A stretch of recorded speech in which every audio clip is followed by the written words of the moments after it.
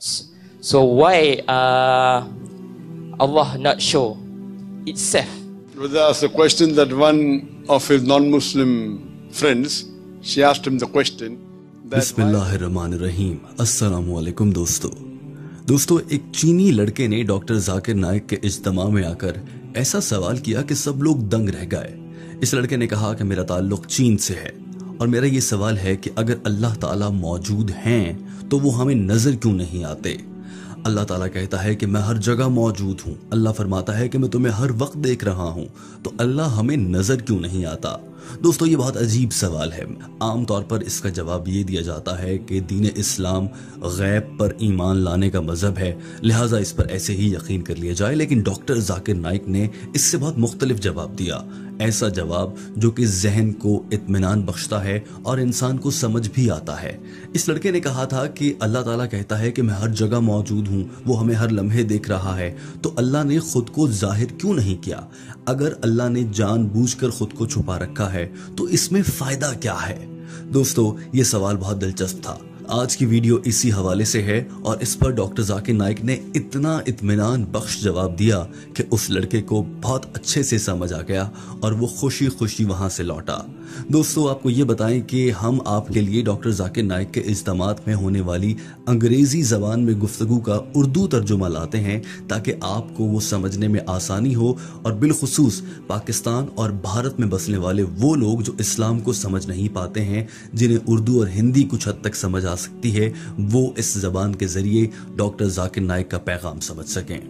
आइए दोस्तों, आज की वीडियो शुरू करते हैं और इस वीडियो के आखिर में हम आपको ये भी बताएंगे यही सवाल जब एक ईसाई स्कॉलर से किया गया तो उस ईसाई स्कॉलर ने क्या जवाब दिया और डॉक्टर जाकिर नाइक ने कितना खूबसूरत जवाब दिया। एक मवाजना भी आपके लिए पेश करेंगे। डॉक्टर जाकिर नाइक ने अपने जवाब का आगाज देने से पहले कहा कि हमारे इस भाई ने बहुत अच्छा सवाल किया है। that Allah subhanahu wa ta'ala in Islam is the true Allah subhanahu wa ta'ala.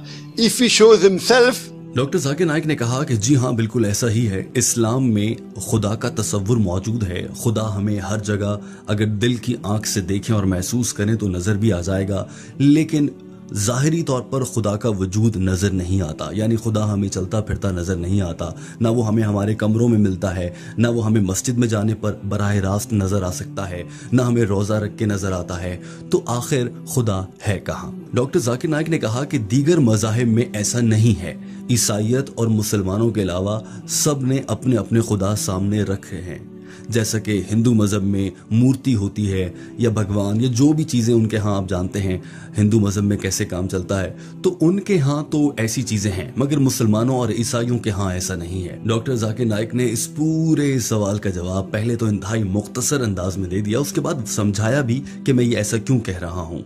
उन्होंने कहा कि हमें अल्लाह इसलिए नज़र नहीं आता है, मुसलमानों का अल्लाह इसलिए नज़र नहीं आता है क्योंकि वही हकीकी खुदा है, वही खालिक है जिसने ये कायनात बनाई है। क्योंकि अगर अल्लाह ताला अपना वजूद जाहिर कर दे तो यकीन जानिए आप लोग जिंदा नहीं रह सकेंगे। if he shows himself, you will not be able to live.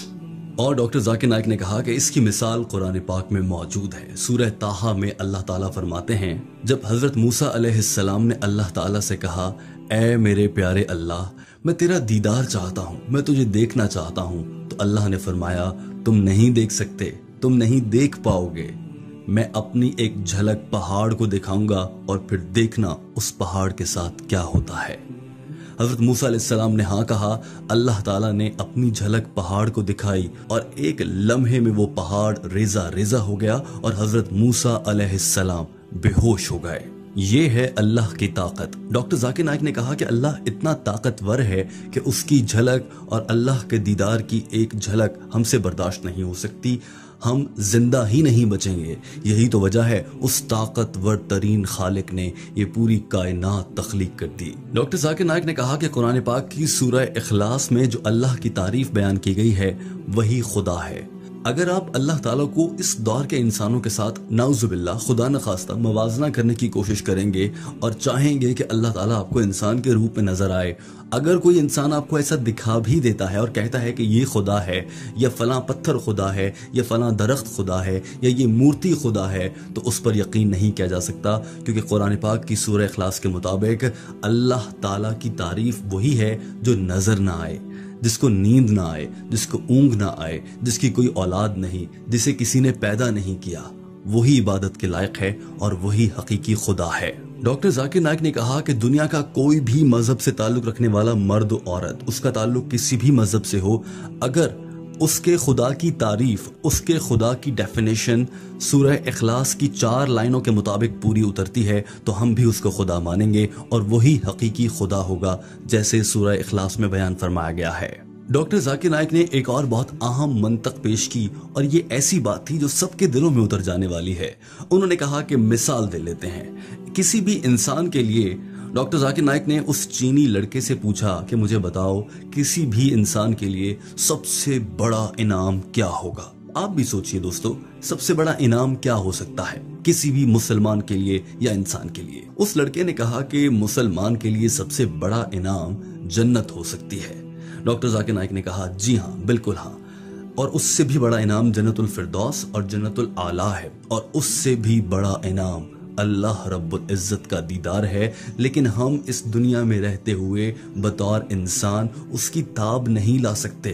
یہی وجہ ہے کہ ہم اس دنیا میں رہ کر جب اچھے کام کریں، اللہ کے قریب ہو جائیں، اور جس دن ہم دنیا سے رخصت ہوں، روز محشر اللہ ہمیں جنت الفردوس میں اعلیٰ مقام عطا فرمائے، تو اس موقع پر ہم اللہ کا دیدار کر سکیں گے۔ اس حالت میں ہم جنت میں رہتے ہوئے دیدار کے تابع ہو سکتے ہیں، اسے برداشت کر لیں گے۔ اس دنیا میں رہتے ہوئے جب اللہ کا وجود نظر آئے گا تو یہ دنیا تباہ ہو جائے گی۔ ڈاکٹر ذاکر نائک کے یہ دونوں دلیلیں اور جوابات اتنے اچھے تھے کہ اس لڑکے کے چہرے پر مسکراہٹ نے بتا دیا تھا کہ وہ لڑکا اب بات سمجھ چکا ہے۔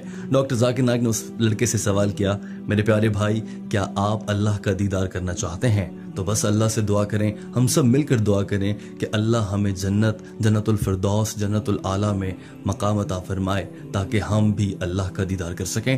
دوستو، ہم نے آپ سے کہا تھا کہ ہم آپ کو بتائیں گے کہ ایک عیسائی اسکالر سے جب یہی سوال کیا گیا تو اس نے اس سوال کا کیا جواب دیا، اور اس نے کیا لاجک پیش کی، کیا منطق پیش کی، اور ڈاکٹر ذاکر نائک کی منطق کے مقابلے میں اس عیسائی اسکالر کی منطق کیسی ہے وہ ہم آپ کو بتا دیتے ہیں۔ ایک عیسائی لڑکے نے اس عیسائی اسکالر سے یہ سوال کیا تھا کہ جیزس ہمیں نظر کیوں نہیں آتے؟ انہوں نے جواب میں بتایا کہ انہیں اپنے آپ کو دکھانے کی ضرورت نہیں، اگر وہ چاہیں تو یہ ستارے بھی کہیں کہ ہاں میں جیزس ہوں، یا پہاڑ بھی کہیں، باقی چیزیں خود بولیں گی، لیکن انہیں اس کی ضرورت نہیں ہے۔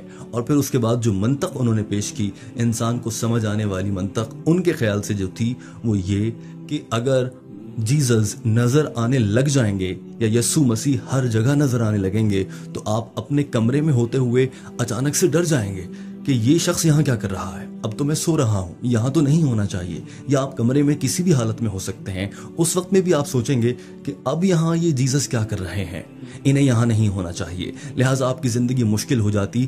اسی لیے جیزس نے یہ سوچا کہ وہ نظر نہ آئیں گے۔ دوستو، اب آ جاتے ہیں ویڈیو کے اس حصے میں جس میں ہم آپ سے سوال کرتے ہیں اور آپ کامنٹ کے ذریعے جواب دے کر صدقہ جاریہ کا باعث بن جاتے ہیں۔